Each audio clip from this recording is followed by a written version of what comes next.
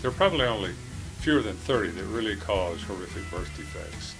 And so we know which ones those are, and it's relatively easy to tell a mother whether or not the drug is really at high risk or not.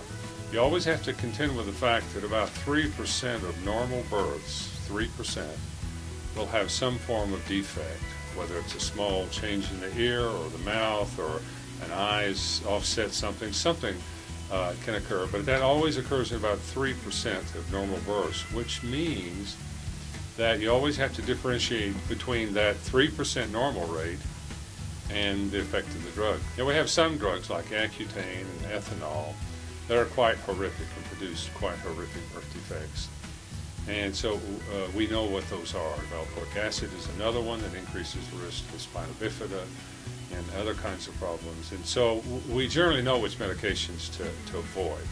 In the last 20 years, we've decided that it is best to keep moms healthy, treat their syndromes appropriately, and as long as mom's healthy, she's probably going to make a healthy baby, and not be so worried about many of these medications.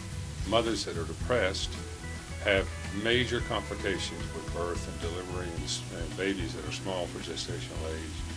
And so now we routinely suggest that all moms treat their depression while they're pregnant, and that the risk of the medications are far, far less than the risk of the untreated depression. The InfantRisk Center is a national call center here in Texas that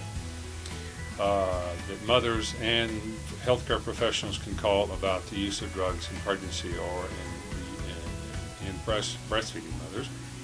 We have a massive database here with all kinds of information, so we can tell a physician just about anything they need to know about these drugs, at least all we know scientifically about the drugs and their risk in pregnant or in breastfeeding mothers. You need to know, the physician needs to know everything she's taking so that they can make decisions about whether those are safe to a mother and her fetus. A healthy woman makes a healthy baby in general.